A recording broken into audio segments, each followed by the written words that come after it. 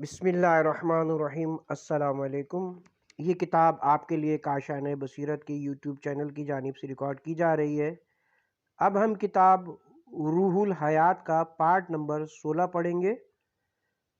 باب نمبر 9، لمعات، لمعہ اول در نماز، یعنی نماز کے بارے میں۔ لمعہ بمعنی روشنی کی لو۔ عقائد ایمانی کے بعد اعمال بدنی میں نماز سے زیادہ کوئی چیز افضل نہیں ہے، چنانچہ اذان میں حی علی خیر العمل اس طرف واضح اشارہ ہے جس کو کسی مصلحت سے ایک جماعت نے ترک کر دیا ہے۔ نماز اعمال انسانی میں سب سے بہتر عمل ہے۔ اس کے معنی یہ نہیں ہے کہ بس سب سے بہتر عمل کے بعد اب کسی عمل ہی کی ضرورت نہیں۔ حکیم مطلق نے ہر عمل انسانی کی سعادت کے اضافے کے لیے موقع بہ موقع ناقع ترین اصول وضع فرمائے ہیں۔ جس طرح یہ کہا جائے کہ گوشت سب سے بہتر غذا ہے، اس کے یہ معنی نہیں کہ گوشت کھا لینے کے بعد پانی کی ضرورت ہی نہیں۔ ایسا نہیں ہے، بلکہ ہر شے اپنی اپنی جگہ پر ضروری ہے، مگر منافعت میں درجات ہیں۔ حضرت امام جعفر صادق علیہ السلام نے ارشاد فرمایا کہ بعد اصول دین سب سے بہتر عمل نماز ہے۔ اگر بندہ غسل کرے، وضو بجا لائے اور گوشہ تنہائی میں نماز بجا لائے اور سر سجود ہو تو شیطان فریاد کرتا ہے کہ افسوس فرزند آدم اللہ کی اطاعت میں مصروف ہے اور سجدہ خالق بجا لا رہا ہے اور میں نے سجدے سے انکار کیا۔ جناب رسول خدا صلی اللہ علیہ وآلہ وسلم کا ارشاد ہے کہ نماز کی مثال ایمان میں عمود خیمہ جیسی ہے۔ اگر عمود خیمہ قائم ہے تو خیمہ اور خیمہ سے متعلق جتنی چیزیں ہوتی ہیں قائم ہیں۔ اگر عمودی ختم ہو جائے تو پھر خیمہ یا اس کی کوئی چیز نفع بخش نہیں رہ سکتی۔ حضرت امام موسیٰ کاظم علیہ السلام کا ارشاد ہے کہ جب روز قیامت مرد پیر بوڑھے آدمی کو اس کا نامہ اعمال دیا جائے گا جس میں گناہوں کی تعداد زیادہ ہوگی، تو اللہ تعالیٰ فرمائے گا کہ یہ بندہ پیر و ضعیف نمازی تھا، مجھے اس سے شرم آتی کہ اس کو جہنم رسید کروں۔ فرشتوں کا حکم ہوگا اس کو داخل بہشت کرو۔ جناب رسول اکرم نے ارشاد فرمایا کہ روز قیامت سب سے پہلے جس چیز کا سوال کیا جائے گا وہ نماز ہے۔ اگر نماز بجا لائے تو نجات ہوگی، ورنہ اس کو واصل جہنم کر دیا جائے گا۔ امیر المومنین علیہ السلام نے ارشاد فرمایا اگر نمازی حالت نماز میں عظمت و جلال الہی کا تصور کرے تو سجدے سے سر نہ اٹھائے اور زندگی بھر سر بہ سجود ہی رہے۔ لمعہ دوم، اختلاف شرع و مذمت بدعت در دین۔ پیغمبران اولو العزم میں سے خداوند عالم نے جس پیغمبر کو بھی مبعوث فرمایا اس کے لیے ایک شریعت مخصوص فرمائی جو اس زمانے کی مصلحت کے پیش نظر ضروری تھی، یہاں تک کہ پیغمبر آخر الزمان کا دور آئے جو اپنے ساتھ شریعت کاملہ ابدی لائے۔ یہ شریعتیں جو ہر پیغمبر اولو العزم کے زمانے میں تبدیل ہوتی رہیں، اس کا مطلب ہرگز یہ نہیں تھا کہ پہلے غلطی سے ایک حکم دیا گیا، بعد میں اپنی غلطی کو محسوس کر کے اس حکم میں اصلاح کی گئی۔ حضرت موسیٰ علیہ السلام کی امتی چونکہ بہت شریر تھے اس لیے ان کی اصلاح کے لیے سخت سزائیں مقرر ہوئیں۔ مثلا اگر بدن پر کہیں پیشاب لگ جائے تو حکم تھا کہ اس جگہ کو چھیل دیا جائے۔ قاتل کے لیے قصاصی کا حکم تھا، معافی جائز نہ تھی۔ حضرت عیسیٰ علیہ السلام کی امتی نرم مزاج تھے، ان سے حکم جہاد ساقط تھا۔ وعظ و نصیحت کا حکم تھا، قتل کے بدلے مال اور معافی دونوں جائز تھے۔ رہبانیت جائز قرار پائی۔ ہمارے پیغمبر کی امت میں اوسط درجے کے لوگ تھے، اس لیے احکام شریعت اوسط درجے کے مقرر ہوئے۔ قتل کے عوض قصاص اور دیت دونوں جائز ہیں اور معافی کا بھی اختیار دیا۔ بدعت کی تشریح، اپنی ناقص عقل سے شرعی احکام کو بدلنا یا نئی بات پیدا کرنا باعث گمراہی ہے۔ شیطان کے دھوکے میں آ کر یہ سمجھنا کہ جو عبادت میں اپنی رائے سے کرتا ہے یہی قرب الہی کا باعث ہے، کمال جہالت اور بے دینی ہے، کیونکہ ہماری عقلیں جن میں ہزاروں نقص اور سینکڑوں شہوات نفسانی سے مغلوب ہیں، انبیاء کے برابر خداوند تعالیٰ کے قریب اور بعد کا مضمون کب سمجھ سکتے ہیں؟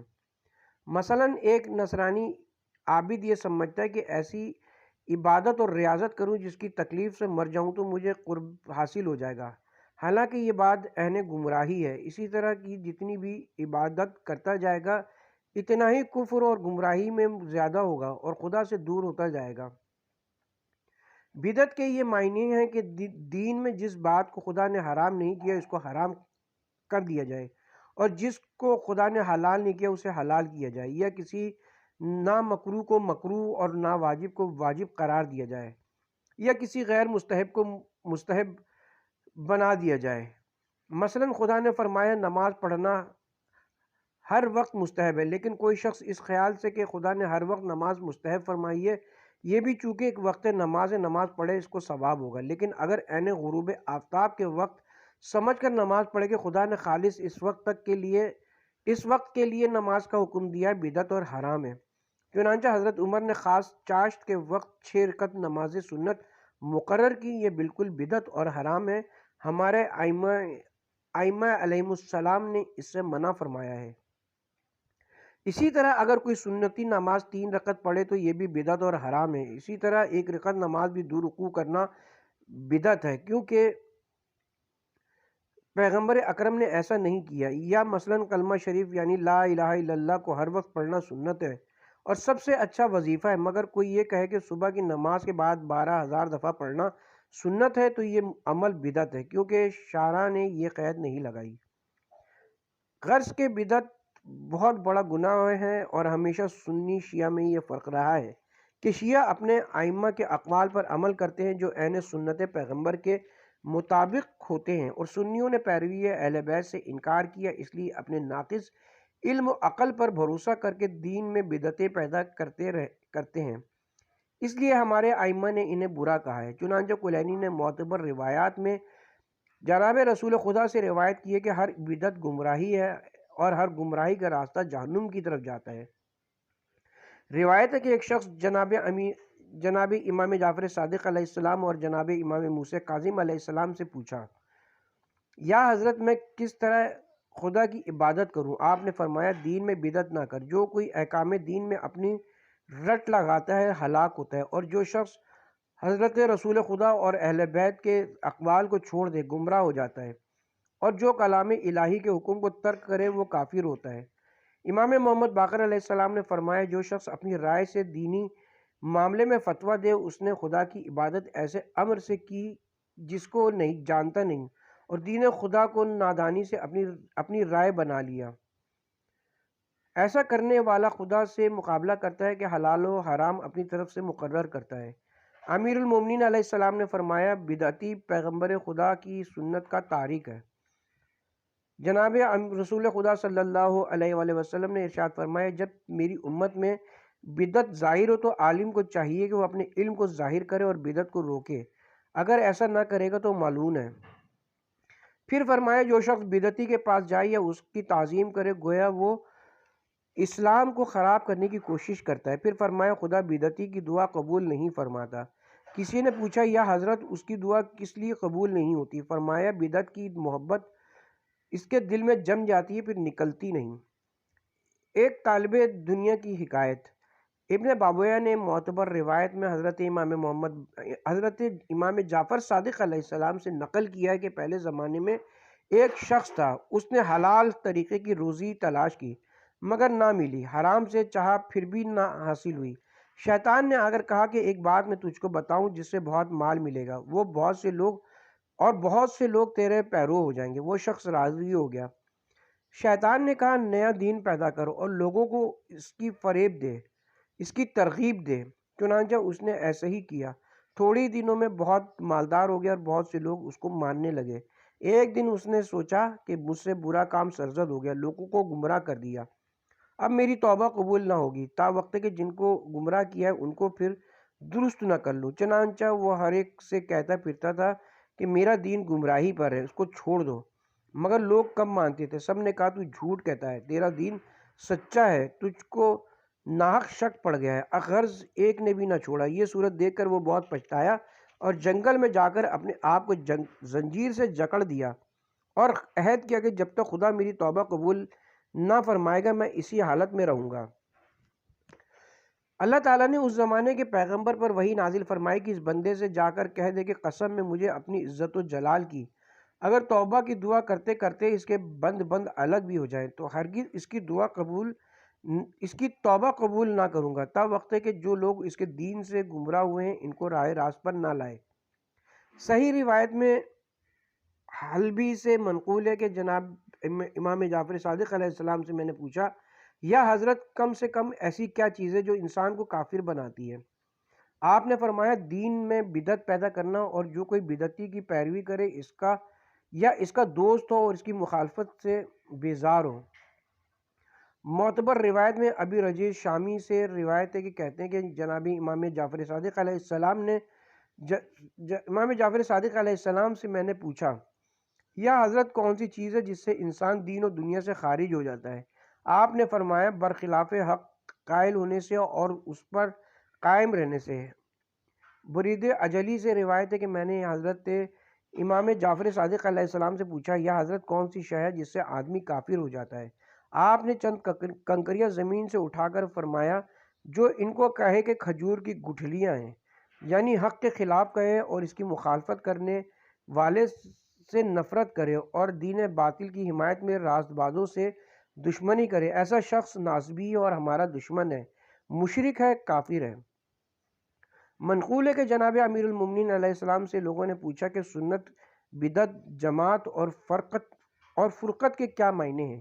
آپ نے فرمایا سنت وہ ہے جس کو پیغمبر خدا صلی اللہ علیہ وسلم نے بیان فرمایا ہو اور جاری کیا ہو۔ بدعت وہ ہے جس کو لوگوں نے بعد میں پیدا کیا ہو۔ جماعت میں وہ لوگ ہیں جن کے ساتھ رہنے کو پیغمبر خدا نے فرمایا ہے اور وہ اہل حق ہیں، اگرچہ تعداد میں کم ہو۔ اور فرقت وہ ہے جس کی اطاعت سے حضرت نے منع فرمایا، وہ لوگ اہل باطل ہیں، اگرچہ تعداد میں زیادہ ہوں۔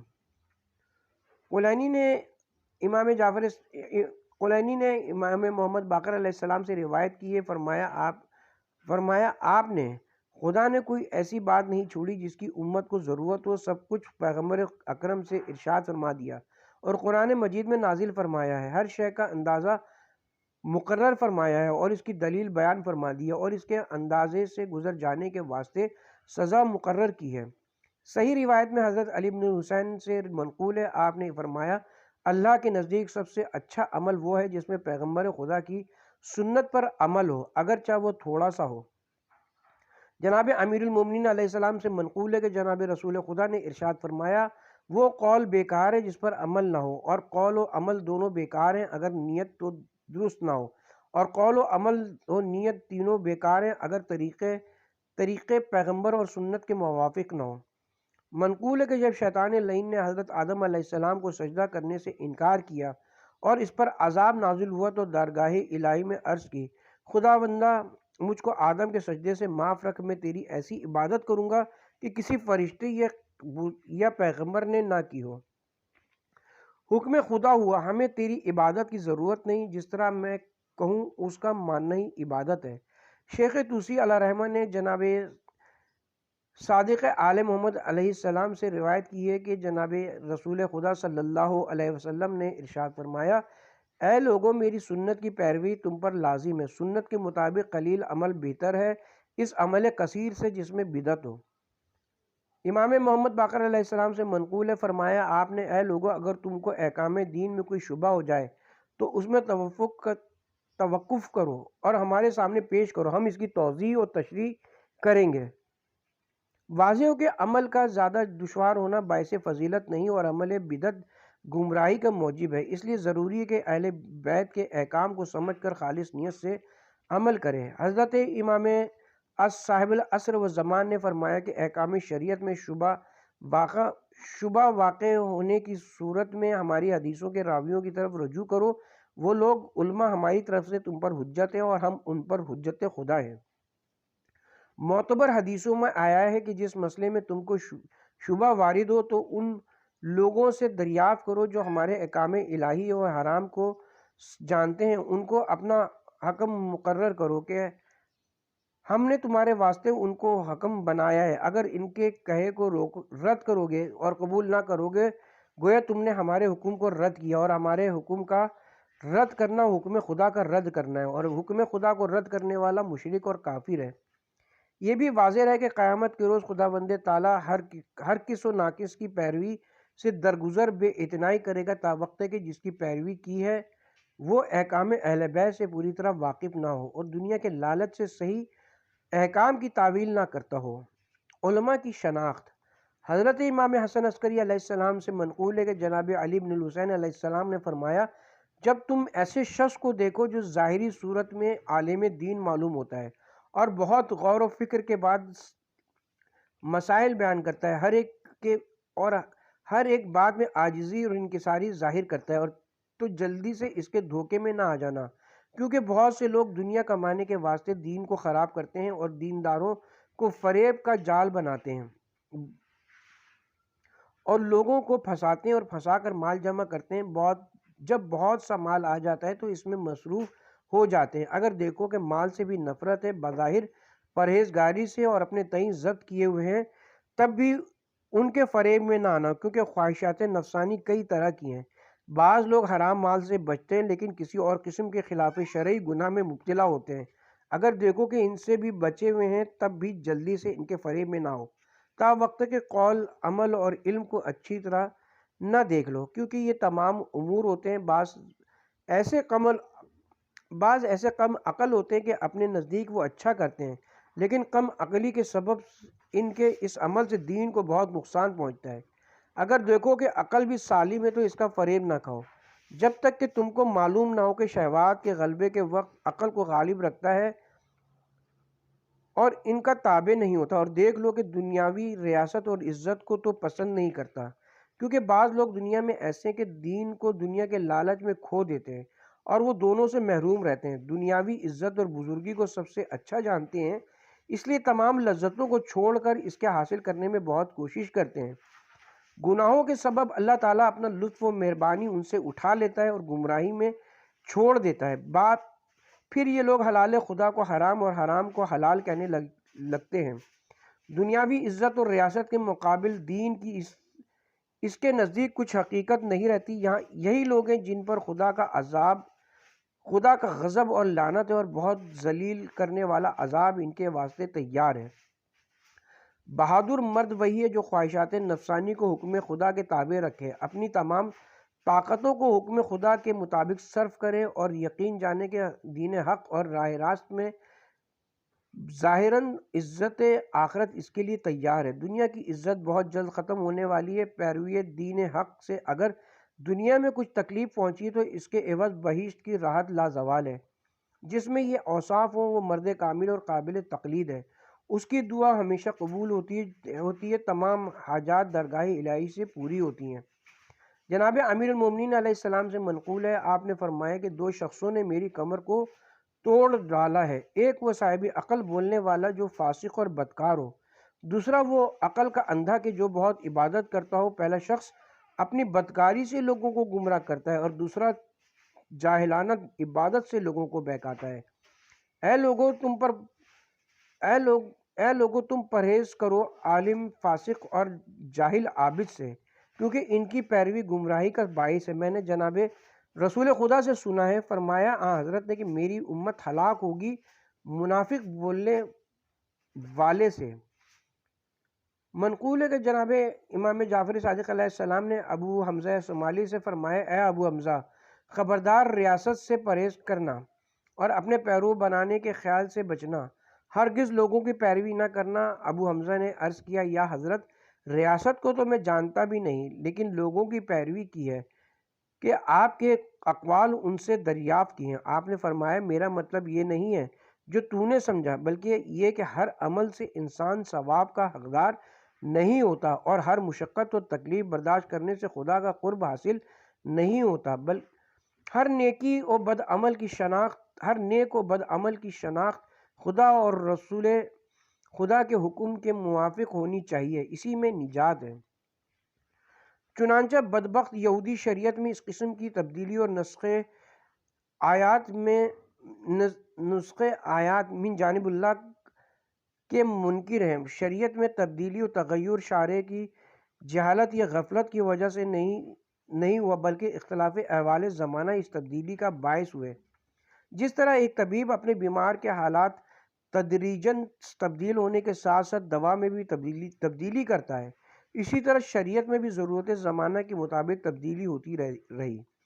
اس پر عمل کرنا اس زمانے والوں کے لیے واجب و لازم تھا، لہٰذا اس زمانے کے اشارے جناب رسول اکرم صلی اللہ علیہ وسلم نے اور آپ کے بعد ائمہ معصومین علیہم السلام اوصیاء رسول اللہ نے جن احکامات خدا بندی پر عمل کرنے کا حکم دیا ہے، ان پر بے کم و کاست عمل کرنا واجب و لازم ہے۔ اگر ان احکامات میں اپنی طرف سے رد و بدل، کمی یا بیشی کی گئی ہو تو اس کو بدعت کہتے ہیں، جو مطلقاً حرام ہے۔ لمحہ سوہم در بیان رہبانیت، گوشہ نشینی، ترک زنان اور ترک لذات دنیا کا نام رہبانیت ہے۔ حضرت عیسیٰ علیہ السلام کی امت میں یہ چیز ممدوح سمجھی جاتی تھی، لیکن ہمارے رسول کے زمانے میں یہ قبیح قرار دی گئی ہے اور نکاح کرنا سنت موقدہ قرار دیا گیا ہے۔ دنیا کی تمام لذتیں، عمدہ کھانا کھانے، فاخرہ لباس پہننے اور عورتوں اور آبادی سے الگ تھلگ رہنا رہبانیت کہلاتا ہے۔ حضرت عیسیٰ علیہ السلام کی امتی اپنے آپ کو خصی کر کے جنگلوں اور غاروں میں رہتے تھے، سخت یعنی موٹا لباس پہنتے اور ہر قسم کی لذت سے نفرت کرتے تھے۔ رہبانیت کی مذمت، جناب رسول خدا صلی اللہ علیہ وآلہ وسلم نے ارشاد فرمایا کہ میری امت میں رہبانیت کی بجائے خدا کی راہ میں جہاد کرنا اور خصی ہونے کی بجائے روزے رکھنا اور عورتوں کے ساتھ مباشرت کا بڑا ثواب ہے۔ جب مرد اپنی زوجہ کی طرف دیکھتا ہے تو اس وقت دو فرشتے اس پر سایہ کرتے ہیں، گویا وہ راہ خدا میں جہاد کرنے والا ہے۔ جب صحبت میں مشغول ہو تو اس کے گناہ اس طرح جھڑتے ہیں جیسے موسم خزاں میں درخت کے پتے گرتے ہیں۔ جب غسل کرتا ہے تو اس کے گناہ دھل جاتے ہیں۔ جناب امام رضا علیہ السلام نے فرمایا، تین باتیں پیغمبروں کی سنت ہیں: خوشبو لگانا، زائد بالوں کا ترشوانا اور بہت جمع کرنا۔ جناب امام جعفر صادق علیہ السلام سے منقول ہے کہ شادی شدہ کی 2 رکعت نماز غیر شادی شدہ کی 70 رکعت نمازوں سے بہتر ہے۔ جو نکاح کرتا ہے گویا اپنے نصف دین کو محفوظ کرتا ہے۔ پھر فرمایا، ایک شخص میرے والد ماجد کے پاس آیا، حضرت نے اس سے دریافت فرمایا، کیا تیری زوجہ ہے؟ اس نے عرض کیا، نہیں۔ آپ نے فرمایا، میں تو پسند نہیں کرتا کہ تمام دنیا مافیہ میرے پاس ہو اور ایک شب بھی بغیر زوجہ کے بسر کروں۔ پھر فرمایا، شادی شدہ کی 2 رکعت نماز بہتر ہے بلا شادی شدہ کی اس عبادت سے جس میں رات بھر بیدار رہا ہو اور ہر روز روزے رکھے ہوں۔ یہ فرما کر حضرت نے اس کو کچھ درہم عطا فرمائے تاکہ شادی کا سامان مہیا کرے، کیونکہ بفرمان خدا اور رسول خدا اس سے روزی فراغ ہوتی ہے۔ حضرت امام جعفر صادق علیہ السلام سے روایت ہے کہ ایک روز جناب رسول خدا صلی اللہ علیہ وآلہ وسلم کے پاس 3 عورتیں اپنے اپنے شوہروں کی شکایات لے کر آئیں۔ ایک نے کہا، میرا شوہر گوشت نہیں کھاتا۔ دوسری نے کہا، میرا شوہر خوشبو کو پسند نہیں کرتا۔ تیسری نے کہا، میرا شوہر میرے پاس نہیں آتا۔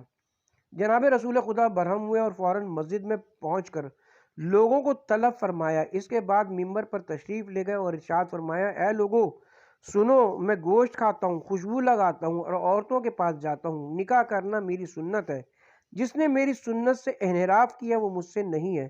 نکاح کرو تاکہ رزق میں اضافے کا سبب بنے۔ شادی شدہ کی 2 رکعت نماز غیر شادی شدہ کی رات بھر کی نمازوں سے افضل و بہتر ہے۔ لمحہ چہارم در عزلت گزینی، گوشہ نشینی۔ اسلام میں گوشہ نشینی جائز نہیں۔ بے شمار احادیث مومنین سے ملاقات، بیماروں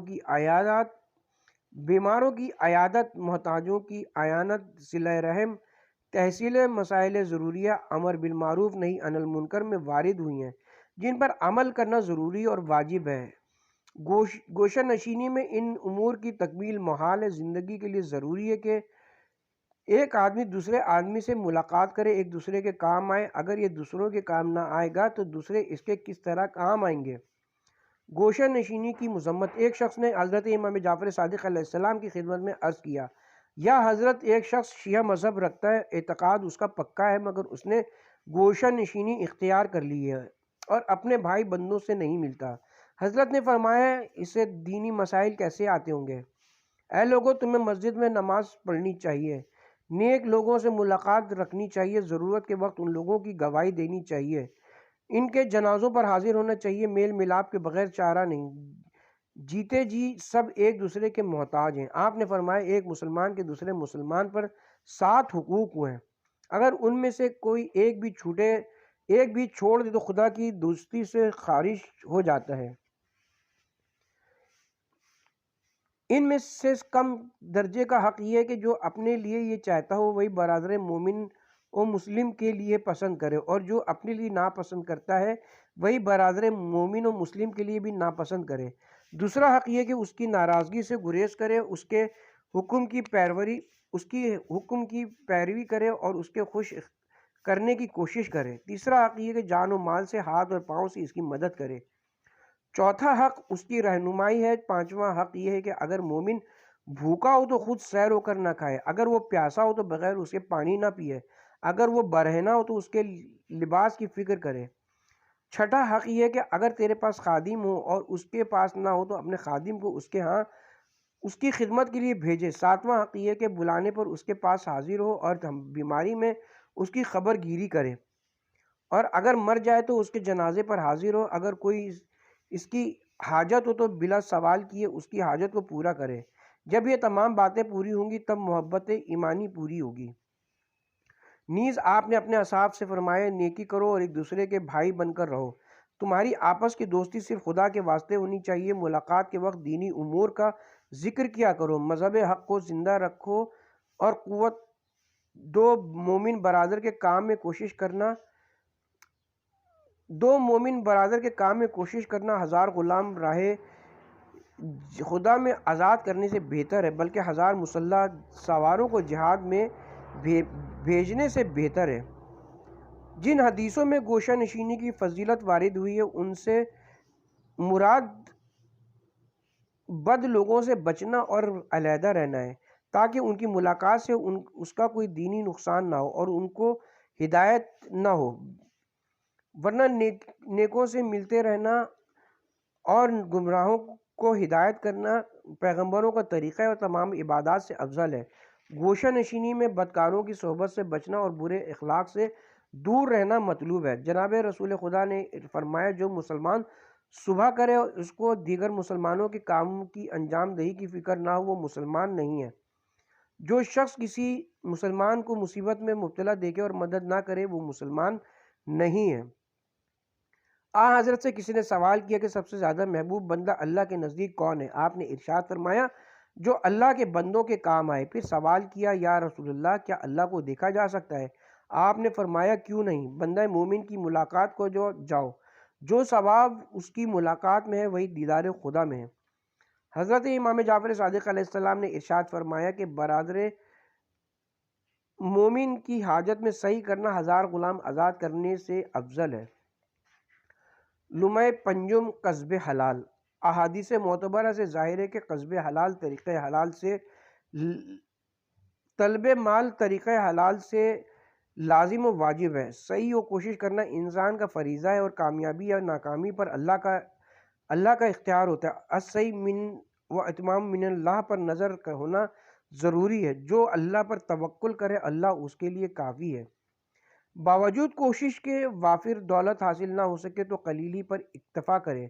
قصب حلال اگر کم مقدار میں حاصل ہو تو اپنے اخراجات میں تخفیف کرے، یعنی ترک لذات کرے، یعنی ناجائز خواہ وہ کثیر ہو مال پر مائل نہ ہو، اور اگر زر کثیر جائز ذریعے سے حاصل ہو جائے تو بعد ادائے حقوق واجبہ اس دولت کو خود اپنے اوپر، اپنے اہل و عیال اور ضرورت مند مومنین پر خرچ کرے، اچھا کھائے، اچھا پہنے اور اسراف سے بچے۔ حضرت نے ارشاد فرمایا کہ اگر کسی شخص کے پاس 5 خرمے یا 5 نان یا 5 درہم ہو تو سب سے بہتر مصرف یہ ہے کہ پہلا والدین پر صرف کرے، اور دوسرا خود اور اولاد پر، تیسرا اعضاء پر، اور چوتھا ضرورت مند ہمسائے پر، اور پانچواں راہ خدا میں صرف کرے۔ خداوند عالم نے اپنے بندوں کو اسراف اور بخل دونوں سے منع فرمایا ہے۔ نہ تو اتنا کم خرچ کیا جائے کہ ضرورت بھی پوری نہ ہو سکے، متعلقین بھوکے ننگے رہیں، اور نہ اتنا زیادہ خرچ کیا جائے کہ بے مصرف یا بے قدرے ہو جائیں۔ وہ لوگ جن کی دعا قبول نہیں ہوتی۔ حدیث میں ہے کہ حضرت نے ارشاد فرمایا میری امت میں چند لوگ ایسے ہیں جن کی دعا قبول نہیں ہوتی، ایک وہ کہ اپنے والدین کے لیے بد دعا کرے، دوسرے وہ جو قرض دے اور کسی کو گواہ نہ بنائے، تیسرے وہ جو زوجہ سے ناراض ہو کر اس پر نفرین کرے حالانکہ خدا نے طلاق دینے کا اس کو اختیار دیا ہے، چوتھے وہ ہے جو روزی کے لیے کوشش نہ کرے اور گھر میں بیٹھا ہوا دعا کرے کہ اے خدا مجھے روزی دے، پس خدا ارشاد فرماتا ہے اے میرے بندے میں نے تجھے روزی کمانے کے لیے وسیلے عطا فرمائے، کوشش کے لیے ہاتھ پاؤں دیے ہیں، ان کو کام ملا اور روزی میں کہا اور روزی کما، پھر اگر میں نہ دوں تب دعا کر۔ پانچواں وہ شخص جس کو خدا بہت مال دے اور وہ تمام کو یکدم خرچ کر دے، پھر دعا کرے کہ خدایا مجھے روزی عطا کر۔ اس کو دوبارہ